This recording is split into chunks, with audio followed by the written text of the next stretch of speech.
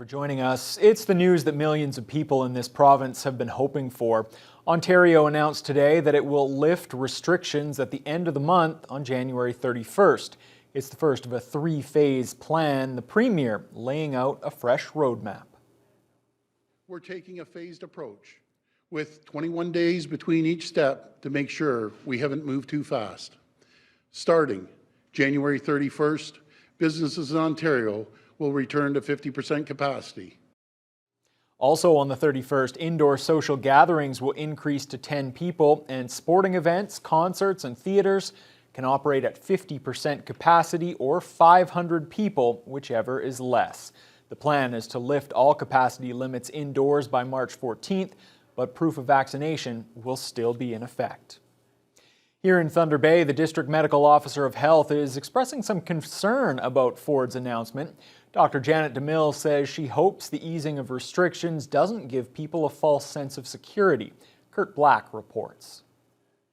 Just over 2 weeks after Ontario imposed restrictions for a host of indoor settings to quell the rise of the Omicron variant, the Ford government is easing those restrictions at the end of January.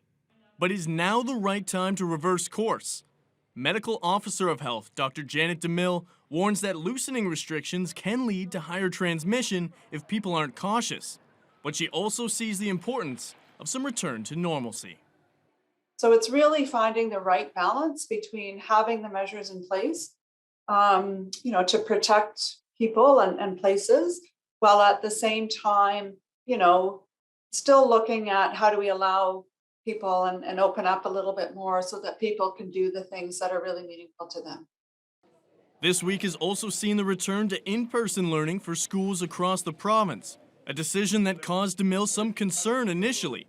But so far, she has been impressed with the added measures schools have taken locally to protect both students and staff.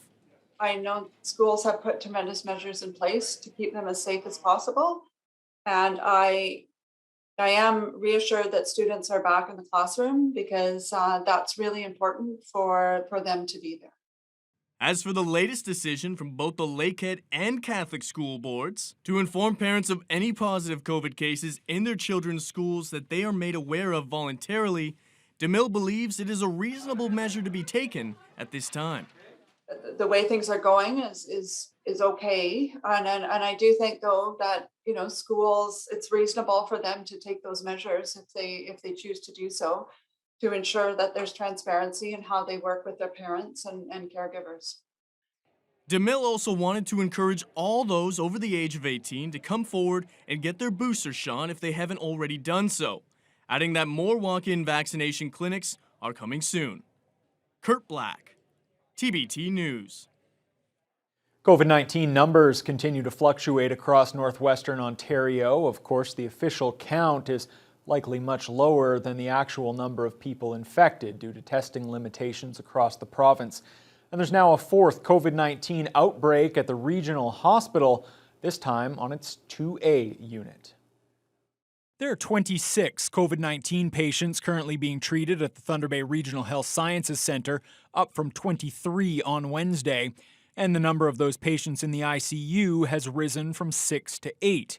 Hospital occupancy is just over 100%, and ICU occupancy sits at 86%. The Thunder Bay District Health Unit is reporting 78 new cases, with 324 active. There are 10 people from the district in hospital, including 1 in intensive care. The Northwestern Health Unit no longer reports daily cases, but there are now 243 active infections, and the daily testing positivity rate is up 1 percentage point to 18.3. There are 11 people from the NWHU catchment area in hospital, nearly double Wednesday's total of 6. 2 people there are in the ICU. And the Southbridge Roseview Seniors Home is dealing with a pair of COVID-19 outbreaks, according to the Thunder Bay District Health Unit. A total of 8 people have tested positive for the virus. The outbreaks are on the Champlain floor and the Primrose unit. The TVDHU is working with Southbridge to manage both outbreaks. That includes enhanced surveillance and testing. That home was the site of a deadly COVID outbreak in 2020 before vaccines were available. 21 residents passed away at that time.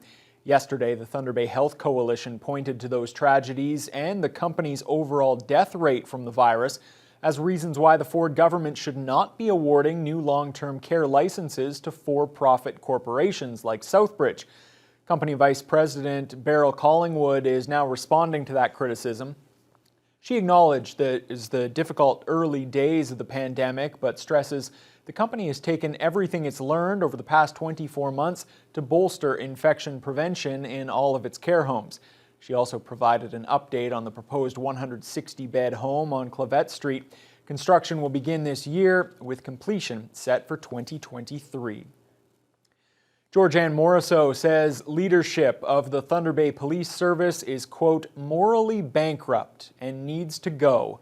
The police board member and former chair is one of 11 people filing human rights complaints against the force. And today she outlined her frustrations at a virtual news conference before that conference was hacked. Corey Nordstrom has more. Thunder Bay Police Board member Georgianne Morisseau believes that Police Chief Sylvie Hoth needs to be replaced. Morisseau was joined by her legal counsel Chantel Bryson for a virtual media conference where she described a major lack of leadership at the service. They are on the brink of collapse because there's no leadership, there's no systemic remedies, there's no systemic reform and change or anything there to empower the members of the service to be their best and do their best, which then has a significant impact out in the city. Morisseau is among 11 people with Ontario Human Rights Tribunal complaints against the police service and its board. In our view, it appears that since December 2020, the board was conspiring behind member Morisseau's back to remove her from those duties for the sole basis of having raised concerns regarding the broken trust and OCPC reports. The police board had its powers overtaken by an administrator in 2018 after Toronto lawyer Thomas Lockwood was appointed by the Ontario Civilian Police Commission.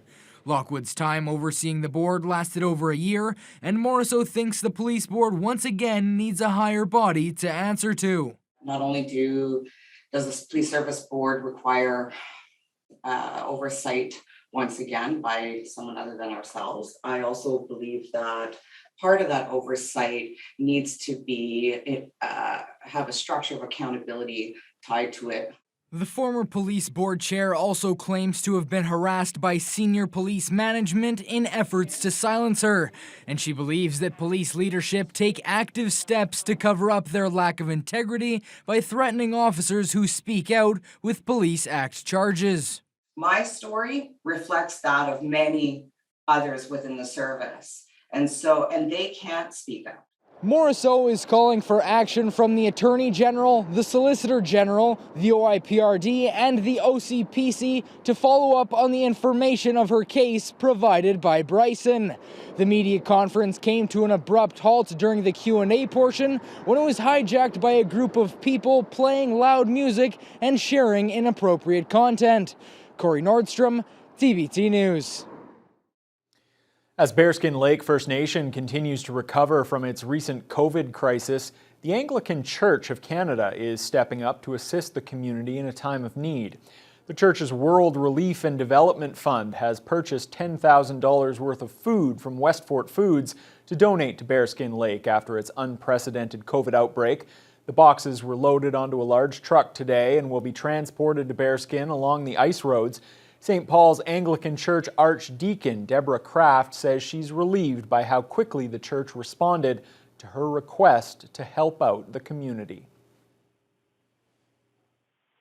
Well, I am just so very happy that this church relief agency has moved so very quickly to get this approved, because it's not something that can wait for several weeks or a month. And I'm just very, very thankful again for all their support. I just want to thank the Anglican Church and Mr. and Mrs. Kraft for the contribution that is being made to the community and people of Bearskin Lake, and on behalf of the Chief and Council and the people of Bearskin Lake, thank you very much.